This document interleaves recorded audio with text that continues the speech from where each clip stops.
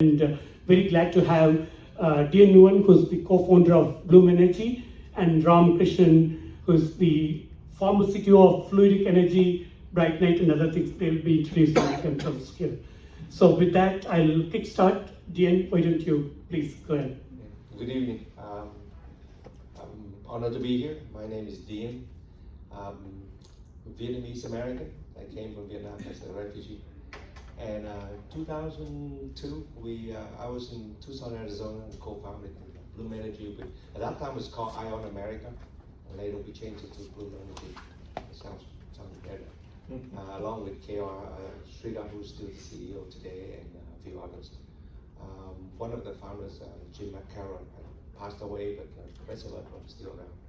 So I worked with the company for 14 years, full time, and then I left about late 2015 and continued to be kind of part-time helper, consulting, all that stuff for another year and a half. And then I got out of the technical space. I'm just mainly enjoy the days working with nonprofit, various projects locally, mainly around the homelessness, and then some of the more targeted international projects, mainly in Vietnam, just help bringing the kids up in terms of speed, English, confidence, anything they need, including talking to different business groups, things like that, just to share whatever I know how it works here. So, and yeah, be glad. You want to touch on the Navy experience a little bit? Oh yeah. Before I joined the Bloom Energy, I also part of the founding team of two other failed companies, so a lot of good lessons in that rolling. And before that, I had spent a few years with the U.S. Navy as submariners, and mainly my specialty out of school was material science. So I was more in the nuclear reactor, naval reactor. So I call myself a nuclear operator. It's a naval special group that just basically runs out of power plants. And all that was really good experience and helped us. I found that it's really useful during my startup days with Bloom Energy. Thank you, Dien. Or to Ram, please. Well, thanks, Chock, for inviting me. Pleasure to meet you all. Ramkumar Krishnan. I've been in the clean tech industry for the last almost 20 years, being with large companies, startups, back again in a large company now. I started out at Motorola working on very small portable devices, everything from solid-state batteries to microfuel cells and a number of things. Always had a strong interest towards not just technology, but how do you actually bring them into an actual product and systems engineering and all of that. So after a brief period at Motorola, I wanted to be essentially in the startup world. So one of my good friends from MIT started a company called Fluidic Energy, so I was part of the founding team. We had a very big vision: how do we store energy from an electron at the lowest possible cost, and decided to focus on low-cost metals as a way to store energy, and launched a rechargeable metal air battery company, and spent about a decade there. Probably one of the very few battery technologies. I'm sure Chock will count in his hands how many successful technologies have gone to the commercial phase. So we actually launched in 2011 timeframe, and then for about 8 years launched every new generation of product. Sold about 100 megawatt hours of installed capacity, all zinc air batteries, and then later on added a lot of capabilities around not just actually the battery itself, but monitoring, power conversion, systems kind of solutions. And then ultimately, actually, we launched a hybrid solution that included lithium-ion batteries with some of the long duration storage. So you can offer both the high power capability and high energy capabilities. And then in 2019, early 2020, when right around the COVID timeframe, the company was acquired by Form Energy, another startup looking at rechargeable metal air. They came out of MIT as well, and today they're arguably probably one of the highest valued company in that market. But a lot of the technology that we built were foundational for what they're doing today. And then I left to join another startup called Bright Night, a very different kind of solution space, which was largely around large renewable power projects, including how do we bring green hydrogen solutions into the market. So really looking at, modeling capabilities, sizing analysis, market participation, pretty heavy systems engineering, and then also looking at the right technology selection and all of that. I was the CPO for that IPP, and then recently joined LG Nova, which is an incubation arm of LG, looking to launch software-enabled solutions into the energy market. Pretty much everything from large grid-type solutions to residential solutions. We're pretty agnostic. But energy is one of the arms, but we also have AI and healthcare being other focus areas. We bring in a lot of entrepreneurs outside of LG. They spend about a year and a half, go through entire incubation stages, and then ultimately launch business for LG. Great, thank you, Ram. Let's dig in now. So, Dien, we were briefly chatting, and you were talking about the napkin stories. When did the idea? What triggered you to think that the idea is actually commercially viable? What was the trigger? What was the aha moment? For us, the five of us are more core. When you look at the core team, the three of us that we actually spend a lot of time together, myself, K.R. Streeter, and another gentleman, the name is Matthias Gottman. He's the chief engineer at the company. I think he's still pretty active with the company. So the three of us spend a lot of time in Arizona, at the University of Arizona, where K.R. served as a professor. We worked together on a Mars mission project for NASA at that time. The idea was to send a device, a solid oxide fuel converter device to Mars, and then pick up the CO2 and convert that into oxygen using the solar panel. That was a concept, just a proof of concept, but we did that successfully. So through that project, we understood the electrochemical from a solid oxide fuel cell standpoint. And then there are other contract partners, Sunstrand, Hamilton, Squelchin, and Carroll, and other people. So, but the reason I'm saying that, because at the end, we knew how to do that process in reverse, so we can make new electrons at a solid oxide fuel cell at that point. And then we started kind of playing around with the chemical balance, the gas that we need to put into the system, and the electricity, the electrons that can get out of it. And start to keep optimize it in different ways. And then the aha moment came when that energy balance is a net positive for us. So we can actually make a penny out of that whole process. It's a very small device, it's demonstration. But that's one of the first thing. You gotta have that net incentive, very simple. And of course, we didn't take into account all the precious metals and the other electrodes and the other stuff, but at least on paper, everything else you can scale, but the input and the output have to be net positive.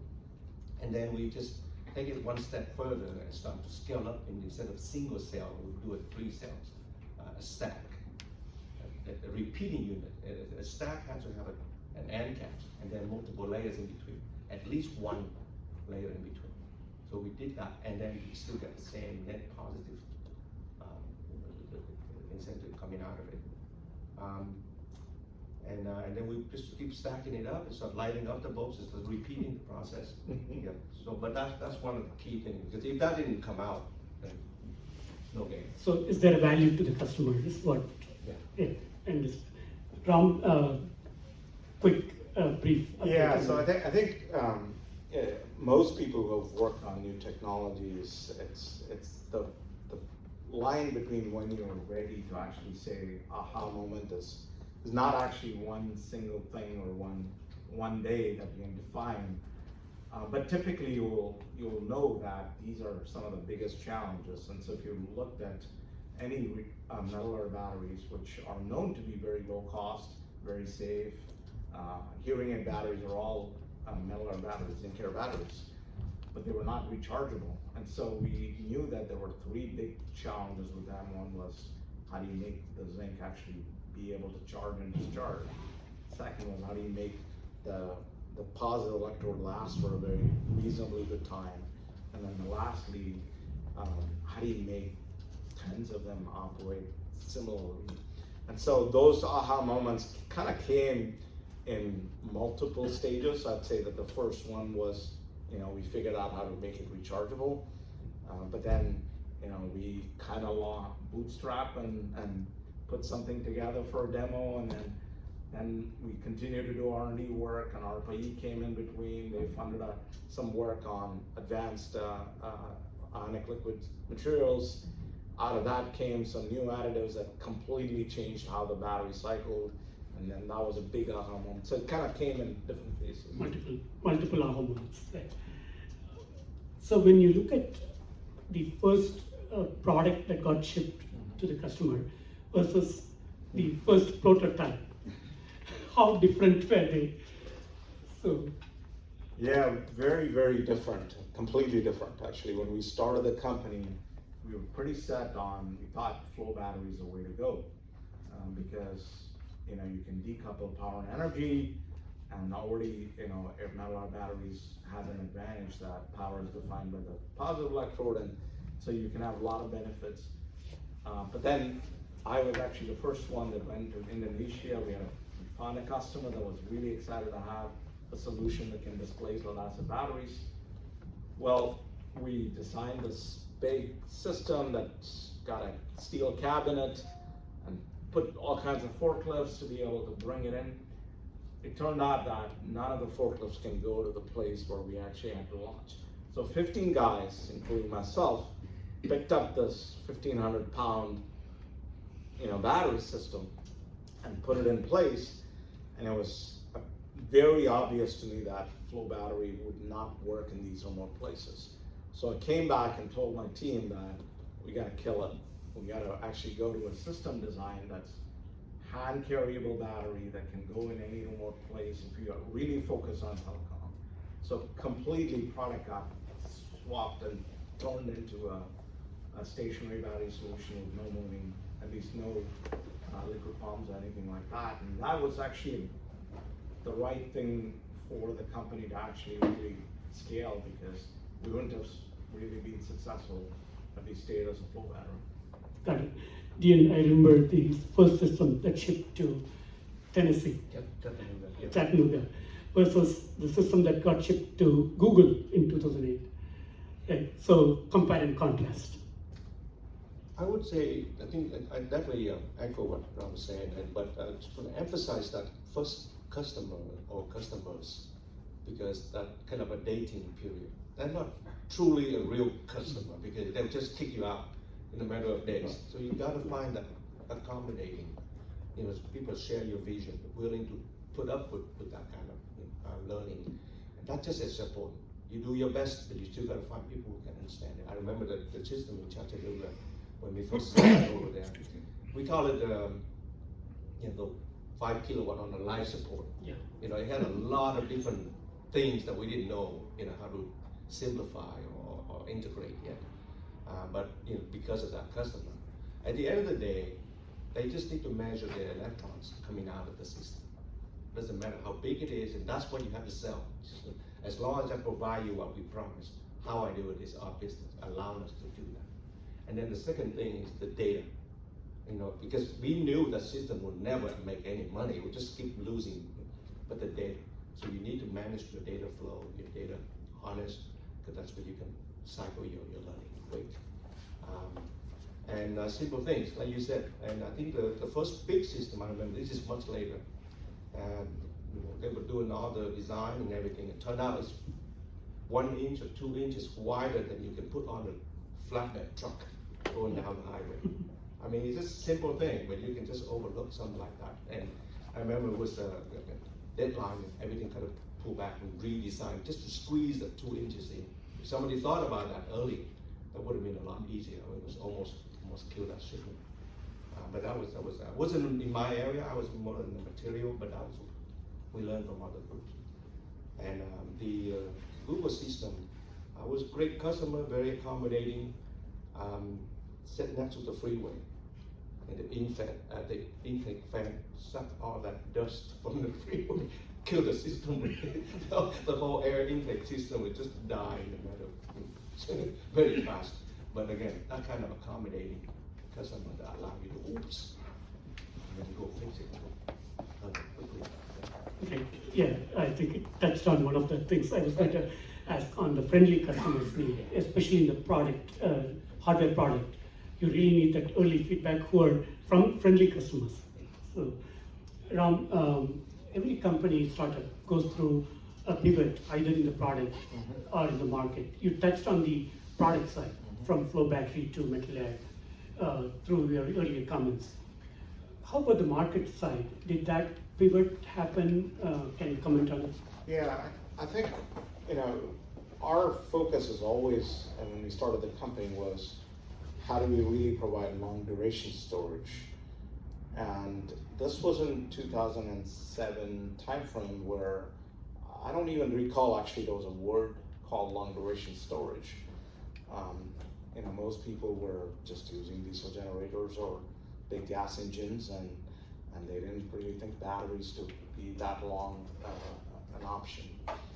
And so we had to really find a market that's a beachhead market, that we don't have to create a new market, because if you're going after a market and you said, hey, I've got 24-hour, 48-hour capabilities, and if the market doesn't exist, your company can easily fail too. So we picked a beachhead market, like the one that we picked was telecom, and we went after the acid batteries and diesel generators, because that was a ubiquitous and very large market. It was very competitive, so it's a tough one to enter into because price-wise, it's very hard to compete with the lowest cost material. But it allowed us to enter in the market, small size, learn a lot, do multiple product iterations, ultimately to start thinking about how do we actually move to the market that would be even more interesting, which would be the US market, larger gas speaker displacement, or even bigger mining and other applications where you can display large diesel generators and others. And so you have to really pick, where you have a really good product market fit, and where you're solving actually a real customer pain points, and where the customer is actually willing to adopt a new technology really quickly. That may not be the biggest one from a value or other things, but it allows you to enter into the market. Thank you. Dien, shifting the gears a little bit, coming to convincing the investors. I remember you telling me the story about going to the airport, dropping off John Doe. So how did you and your team, the team, convince the investors of the long-term potential? This is 2000, 2001, and it's going to take a longer time for them to realize the benefit, as well as the de-risking to be done, and the timeline. So how did you convince, or what, I know it was certainly the team effort, how did the team convince the investors? I think it's a complicated process. If I remember the pieces, and you have to excuse me because I've been out of the space for a while and getting older too. So, but a lot of it has to do with the personal relationship. Of course, our CEO and leader, K.R. Sridhar, he had a good relationship on a quick dial kind of a phone relationship with Vito Costa and John Doe and the people there. So that we got established, and it's through another connection through the I forgot the gentleman's name, but he was the head of NASA Ames at that point. That's how they got connected. So you got to be on the first name basis with them. That way you can identify all the issues very early. Because when you get into a ballroom with people with different level of egos, it's really hard to resolve. You got to do that personally. For me, my personal convincing moment was there was different aspects of our business, just from the technical side. You got the electrochemical, the modeling, the engineering, thermal management, and then the material side. That's where I fit in to make the stack, the system, and all that. For me, it was when it came to my share of the interview. So when they were talking to me, I'm doing this right now today in Tucson, Arizona. So I've just run them down how I would make these components in thousands of pieces, and I have the process and everything now. But of course, that's just all on slides and stuff. And finally, I basically were able to convince John Dewar to come out to Tucson, Arizona, to do part of the due diligence instead. And he was very savvy. He picked that up, and sure enough, they flew the private jet to Tucson International. I didn't know that. I was just a lowly, engineer. But the team prepared. Now you got to do the right due diligence. We got spreadsheets down to like 25 different tabs. Right? You got like John Finn was the master of the spreadsheet. Somebody got to cover all the bases. Where do the electrons come from, the gases? Where do they go? What's the market size today? In the future, you got to do all that. And then the material cost, we have to do the best pro forma projection that we can and be realistic. And that's where we feed the data into the model. They'll go right through it. I remember that night we went through, I was supposed to be in Silicon Valley tomorrow to be interviewed, the next interview. And 3 o'clock in the afternoon, his secretary called and said, hey, can we come out and see you in Tucson? I said, you can't get a Southwest flight at this time, this is too close. When they showed up at 4 o'clock, and then I didn't know they were. And so we went through that all the way to 9, 10 o'clock in the evening. We didn't eat anything. I said, hey, can I get you some food? And I ordered some of the like $4.99, down the Chinese fast food down the road. Right? They went right through it, and that was really impressive. And they were really diligent, and you got to be right there. If they're fast, you got to move with them. They eat that kind of stuff. You eat that stuff with them. What I'm trying to say is that you got to be ready for that kind of diligence. You say, you know what? It's 8 o'clock, and I got a kid's baseball game. Well, you need to manage that way. I mean, that's obvious. But so that's the kind of chances that will come maybe once in a long time, and you need to be ready. And then at the end, was too late for them to call a taxi. That neighborhood was pretty rough, where my plant was. So I offered to take him back to the airport, and I remember keep driving into the terminal, the commercial terminal. And then the lady said, oh, we'll turn right here. And I said, where is this road going? And we keep driving, next thing we park right next to the citation 5. Cessna. I said, okay. And I went home and looked him up, the rest of this history. So that's the kind of role that it really took me. From that moment when I saw that diligence, I know that I can get on board. It's a game that I cannot lose. How can you lose hanging with people that kind of, intentional and diligent? Then in reverse, at the end of our talk, he asked me, is there any questions for him? And I said, I told him, I asked him, I said, you must be nuts to do this. And he looked at me in the eyes and said, what? I said, this is gonna take a long time. And even at that little knowledge that I had, and I knew that it would take a long time for solid oxide. You probably know very well. Solid oxide to make money. It was just a tough uphill battle. And so to answer your question, you got to be frank. You can polish, you can color, you can paint any color you want, but at the end of the day, the truth will speak. I said I'm willing to move out, to Arizona, to California. I was living fine, very cheap housing and very nice weather, but there was a lot of pain moving out here. But I'm willing to do that.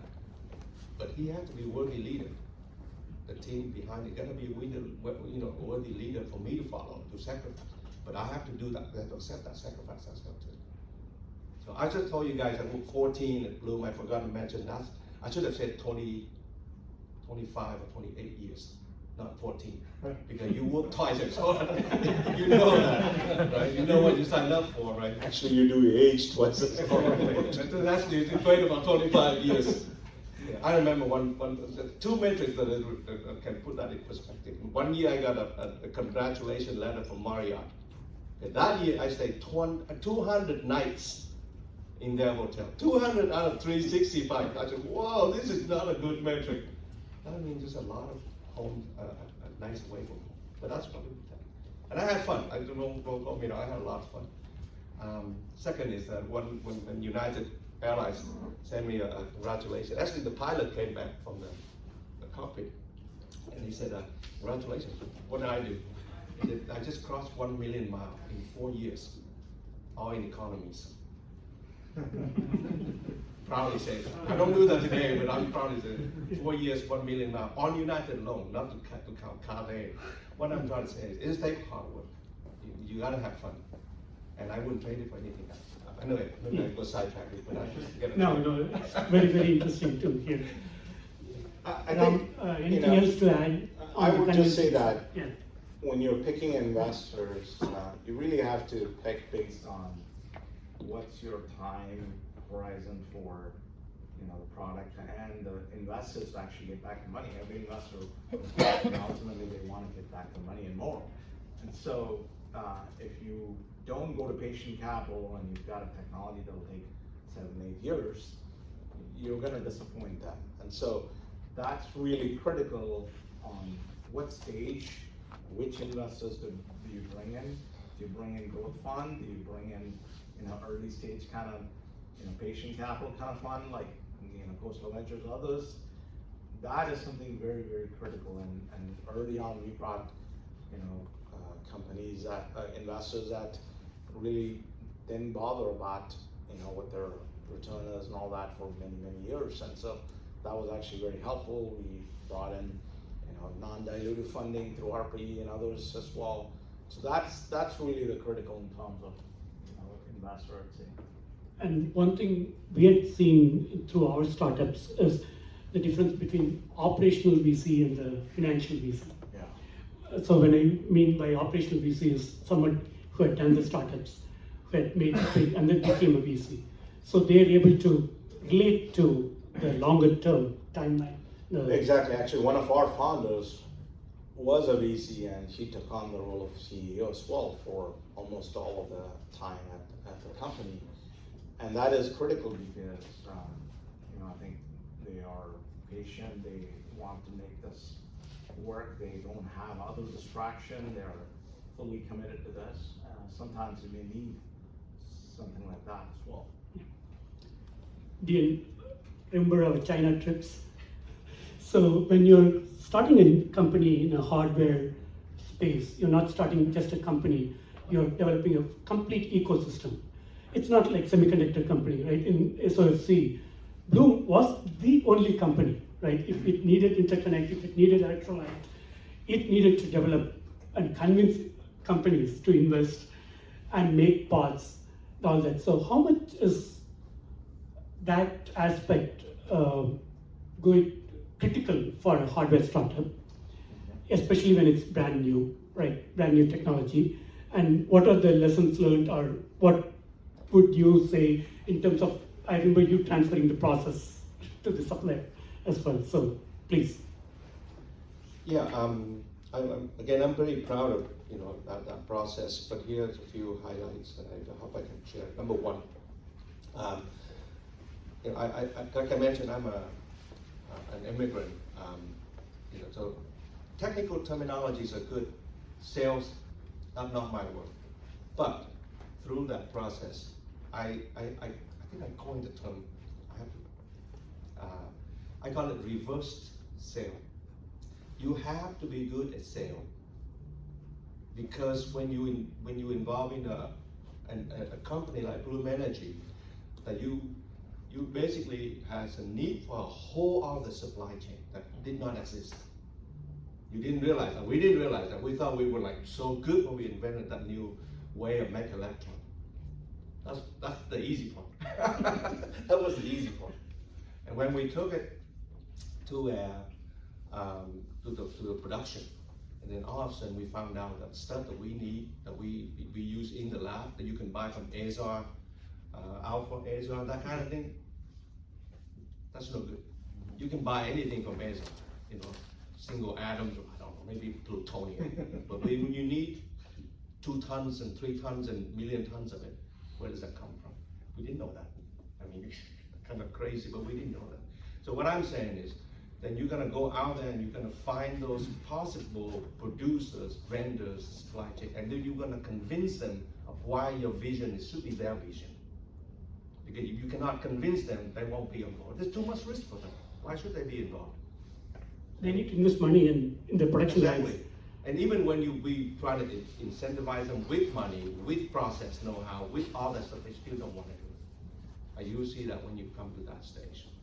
So that's where that vision, that sales that you use in the early days with the investor, now you got to do that with all the partner, the supply partners you have to do. And you got to stop learning how to drink this very strong Chinese wine from the north. Oh, that stuff is like, I still got headache thinking about it. But you got to talk with the chairman level, because over there, that's all the system. So you got to talk to them from the level, and then once he's convinced, and we may take multiple trips to, you know, Balto and other different part of China or India, but then that's when you have to convince them. So I found myself all of a sudden practicing sharing this vision about our products, our way, our vision of changing it, because hopefully they'll get on board. And then the second part of it is when you go in that kind of supply chain, you need a special kind of people. I found myself again get into that role. It's about 80% engineering. I'm a material engineer by trade, so I know my molecules, I know my compounds, my minerals very well. But you need to start picking up supply chain stuff so that you can start talking to them, and then you take on the sales role. So that role is very, very critical. And again, and this is not just me. We have multiple components with that critical. We end up calling them E1, E2, E3. E stand for emergency. Emergency or element? Something So, like that. I never knew. Okay. Little known fact, not known outside of Bloom. Bloom Energy bought a mountain. So because it needed a particular element that was there, and Dien was critical in converting that into a chemical process development. So again, I don't want to bore you with a all the lot of details, stories but I there. thought it was maybe my moment to share with you. But so I mentioned to you that special skill, because if you send the traditional supply chain manager, you know the rest of the story. They'll come in with a spec sheet like this, and they'll just a slide deck of 55, and then they'll say, okay, I want 5 of these, 6 of that in that color, that size, and I want you to ship it tomorrow. Who do you think is going to talk to you? Okay. So you got to send in the people that can do the sales review, selling the vision, get the people involved, get down to the lab, and talk to the engineer, can sing karaoke with the Japanese engineers, so that you can get them into sharing with you, working for you, and then get the prototypes, send it to the qualification, the QC department, get it qualified, and then you start sending the whole gang of the supply chain to set up the formality. Otherwise, it won't work. Number 2, I can't share with you the exact element that we had to find, but we found out that it has similar atomic radius with the one we're using, but it has a different charge. So if we drop that in there, obviously create a little tension and things move faster, meaning more electrons at cheaper price. So we found that out. Wow, we did it technically. Well, we found out later when we need tons and tons of it, nobody had it. Nobody had it. We found out that the Russians had a few tons stockpiled away in the Ural mountain. The guy told me, I was the first Westerner they allowed into that yellow cake plant, because I was chasing it. So at that time it was a good relationship, not like we are today. But, so I was in there. So what I'm trying to say, and then we bought the mountain. It's a pile of they call it tailing from a previous mining that has that substance in there that we needed to process it. And then so my point is 3. When you look at your unique supply need, and at that time we realized that there's a real technical need. That you need it tomorrow, that you won't be around next year if you don't have it. So we partnered, we friend with the Russians to get that already refined, available. And then we bought the mountain to meet our midterm need. We have to process it ourselves. This is this is mineral processing and messy stuff, this mining. And then we, at the same time, have involved into the longer term supply chain. That's what is sustaining the company today. So we bought everything the Russian had. We cleaned out the mountain to meet the short term, and then the long-term supply continue to come today. So when you think about the supply chain, when you need things that choke your process, your business, you gotta have the right people before you send in, and then you gotta have the thing tactically, and then mid-term, and then the long term. If you think about the long term, you can survive next year. Very simple. Thanks, Dien. Ram, your I'll just add one thing, especially as technologists, if you're starting a new technology, hard tech in particular, a lot of times there's a lot of questions around: do you make it yourself? Do you work with a partner or a supplier? Do you change your design to match with whatever they're making already? These are very, very important questions to ask. I still remember actually our first generation product, we wanted to make it super easy to be able to install. So we thought like, oh, well, let's make a quick connect and disconnect system. And we've got like boards that sit on the cabinet, and the battery has a connector that we designed that's got a special type of spring-loaded clip that we designed that can lock in and all that. In the end, we spent a lot of time because the suppliers couldn't get the cabinet aligned to the level of precision that needed for this to be put on. Ultimately, in the next generation, a couple generations later, we just went to nuts and bolts that can torque on.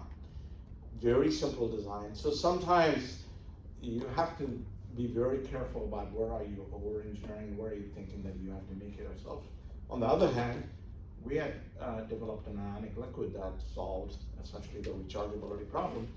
Nobody makes that. So we had to actually figure out how to manufacture that. That was a great secret. So we couldn't also have somebody else do it too. So we did find somebody that would do it in small quantities that can be a CM, ultimately with a vision that we'll actually manufacture it ourselves. So it's really critical early on to determine what are you going to make yourself and you be the best at that. What are you going to actually partner, and then what are you going to convince a supplier to change their design to meet whatever you're looking for, particularly like materials that are off the shelf. You have to be very careful, right? Like plastics. Everybody thinks that you've tested your battery, everything works. You go to a high volume, low cost plastic, it's got additives, so it's got some other thing, and it's going to impact the performance of the battery. Nobody knew that that's going to happen. And you can spend 6 months to a year trying to qualify this material that if you had thought about it early on, and what do you do and not go with alpha ace or whatever material that you can find from a small scale kind of manufacturing facility. So those are all some things to think about as well. Great, thank you. I want to make sure that there's enough time for questions from the audience. So let's move into a lightning round. So one word answer, okay? One word that best describes your first prototype. Dien. Focus. Focus. Perseverance. Perseverance, okay. That's the focus that the tech founders should have. Let me move to the next one. What's the most underrated skill needed to take deep tech from lab to market? I have to say supply. Supply. Product market fit. Okay. I'll give it one word. Okay, understood. Biggest surprise you encountered on your startup journey?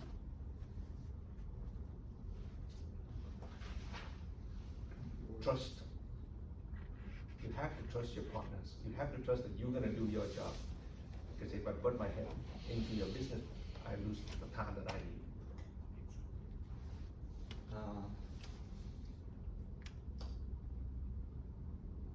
Innovation, it doesn't stop. You would think that you've gone to the next phase and now it's all about scale up or whatever, but it's you have to have that innovator kind of mindset. Somebody is going to obsolete you, whether it's cost, performance, whatever it is. Continue innovating. Okay. Finally, one word that every founder or potential founders here can take away for them to be successful. One word if they want to take away from this session.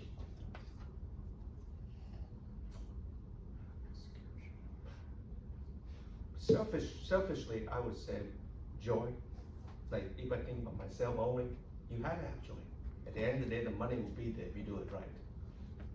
So joy. But it's really selfish because I have to think about my wife as well, my family. So I have to say balance. You only is good, especially in the submarine world. We don't trust anybody that's half good because we all depend on that one person. So if your life is not balanced, find a way to balance it before you go with the long run. Either way you can choose, joy or balance. Passion. Most people spend more time with your colleagues or work than your family members. And like, actually joy is only 10% of the time. A lot of times you're going through pain and you're like thinking, why did I actually get into this? Like, or am I gonna be able to support the next round of funding? Or, why is a customer actually, asking for something that I didn't plan for, whatever, right? I think in the end, you've got a bigger vision or passion that's driving you. So you have to keep that in mind. Ram, roller coaster is joyful. So we can have joy in that. No, I absolutely just want to echo because, I remember I was 10 years out of the game. So when you look back from 10 years out, you think, you know what, did I have joy? Sure, you gotta have passion when you're in the mix, and yes. But okay, probably good. With that, let's open it up for Q&A from audience. So, we are all talking about multiple ideas, my friend circle or anything. Hey, I have this idea. At what point, okay, this idea is trying to move forward? For example, like even now, whether it's go for a GV or a gas vehicle or EV, electric vehicle. So still there are a lot of people are talking about, hey, EVs go forward. Even now, people are arguing like GV, the gas vehicle is going to move forward. So even, okay, in that, so battery is the main source. How do you have the confidence, oh, battery is going to be success? Like that. So so many ideas coming, when, okay, this idea will work out. How do you decide that? Or how do you come to a conclusion? I don't know if you know the word, there's a Japanese word called ikigai. So in life, you're always trying to find your ikigai. And it's not that much different or there's an analogy if you want to think about it, like it's something that you're really passionate about, like for you to be actually working on it. But it's something that the product customer wants, there's a clear demand and there's a need for it. And then it's something that is possible to be done from a technology, from a capability and all of that in the time frame that you're looking. So a lot of those need to come. So it's not one answer, it's probably all of those when they come together. That's really, and then ultimately it's also about timing. We were talking about, timing, how critical it is. It doesn't matter whether you have the best team, best product and all of that. If you're at the wrong time, it may not work. Like we closed our first round of funding 8 weeks before the financial crisis. If we didn't close our first round, we probably wouldn't have existed to begin with. So it's a lot of things that need to kind of come together for you to kind of have a really meaningful kind of business. So with respect to the battery, market is ready. The market is ready now. You agree on that? Market is ready for. Sure. Okay. Any other questions? Thank you, Chock. I just have a quick question. I would love to take your perspective in terms of considering two companies with equally potent concept and ideas for execution. how would you separate a good startup compared to a great startup?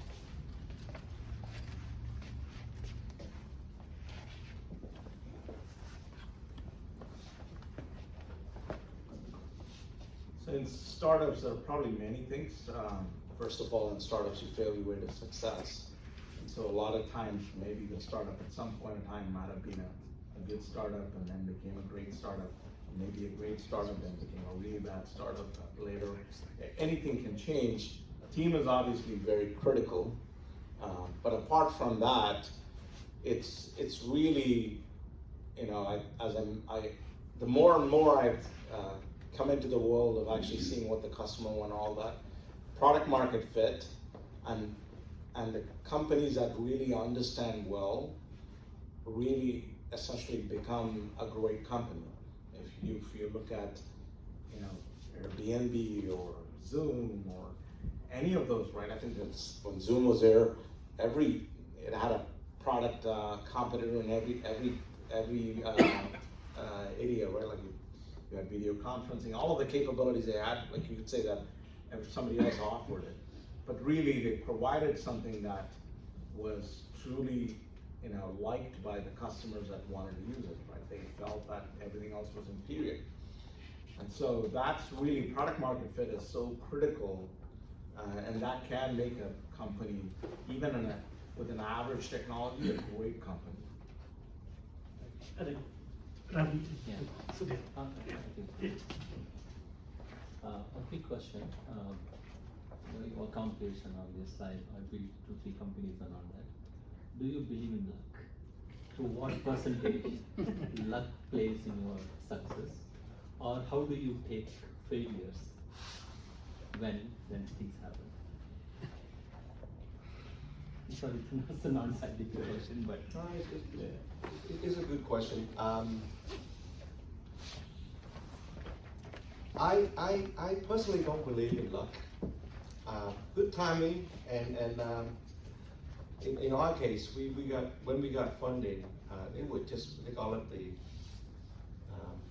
startup winter. What's the word that I used to use? It was like frozen. Nobody Frozen, wanted no funding. right after the bubble, the .com .com. bubble, if you remember that. And nobody wanted to do anything. And so for us to get funded at that time was a big thing, just big win in ourselves. Is that luck? I don't know. I guess because we worked about 3-4 years prior to that point before we do the successful pitching. So it's a lot of learning up to that point. And credit to KR, he's established a lot of different connections to lead to that point. So, you know, from an outsider, it looked like, oh, wow, how did you get that? It's a lucky shot. But the second part of the how do you deal with failure, it's a different philosophical question, I think. I've seen managers where, you know, first thing you fail, show you the door. I'm one that believe in good people will learn from their failure, and the value they get out of from a manager's standpoint is so much more than hiring a new guy that have a, you know, nice resume that looks like he may be solving your problem. I really think, first of all, you got to pick that right person and allow them to make a mistake. Make sure they learn from that. I think the return for that action is a lot better than just simply go down to HR and pick the new resume, because you emotionally you want to just get rid of that, you know. But so that's how we deal with. I deal with my failure in my area. Now that's not even across the company. Again, it's up to the manager or ultimately the CEO to set that culture.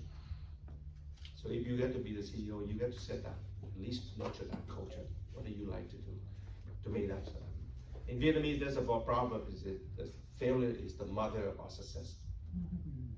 And I'm sure that's similar in different languages as well. So you got that. We take that. I take a little.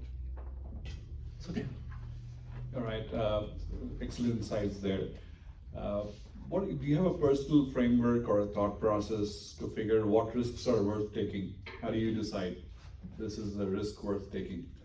Do you have a thought process to that or a framework? That's a very interesting question. I think that you know, there are always risks that are there at any stage of the company. It doesn't matter. And so I think the question to ask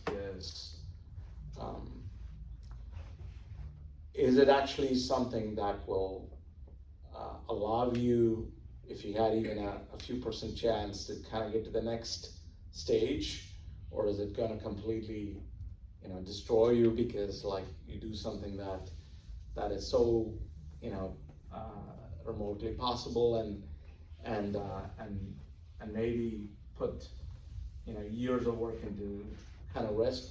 That's a different thing. Stage of the company matters a lot too. If you have a product and you've got a lot of customers, if you didn't have a product proven and you launch it, you can have a lot of problems, right? So I think risk is a very tricky one on, like, really depends on where you are.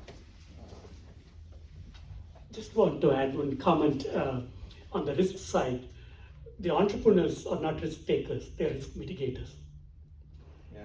So you identify a solution to be achieved, and you identify all the risks, the way in which we cannot achieve it, and then mitigate all of them.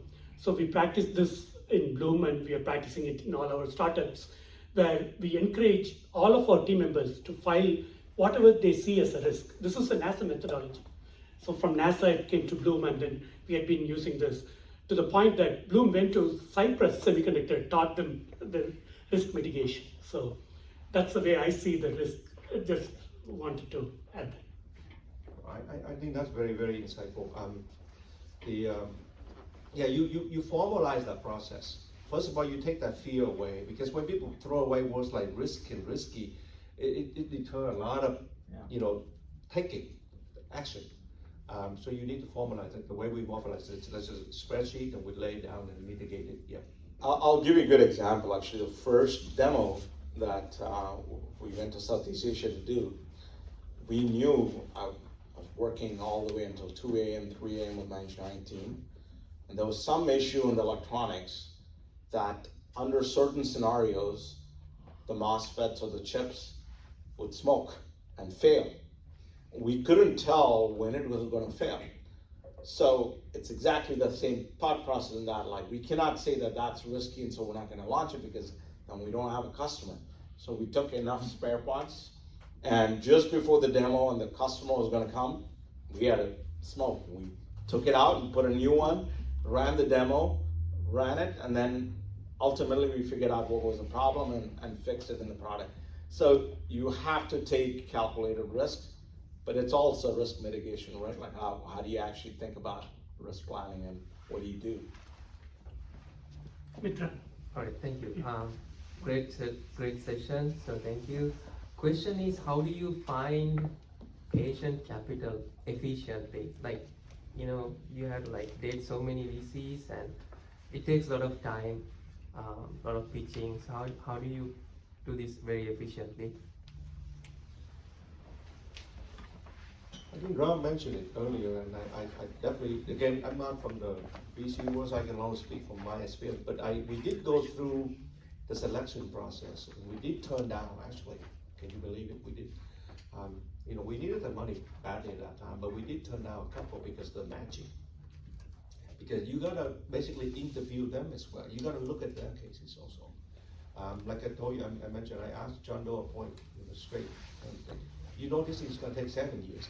And if right there, if he have any kind of illusion that's gonna turn profit in 2 years, 3 years like software, at that time, then we didn't need to go further. We're just not wasting both of our time. So I think you need to look at the team that behind it. He gave me an answer that very important for us to take the next step. And then the team behind them, I didn't do this myself, but KR and the rest of the team did this. We got, for example, we went out, the year one, we didn't have a CFO. We didn't have time, we just a bunch of engineers running the labs. So they actually assigned somebody to do our books, guiding us through the financial steps, somebody with that background. So if they didn't have that kind of bandwidth to provide us that resource, we wouldn't not function as well. We needed a plant manager to integrate the system into Cypress. They assigned one that can go talk to Cypress semiconductor plant manager in the language that they understand, so that we can go in and install our demo. So again, it goes back to that VC, the team behind it. If it's a bank, we probably just couldn't get any help. That's all. So yeah, take the time to interview them. And once they see you doing that, they actually value you a lot more. That integration, it's really valuable. Any other questions? From one last question. If not, thank you so much. Joy, passion, balance. Yeah. Right? Those are the 3 words I'm taking. Yeah. So thank you all for coming. We have next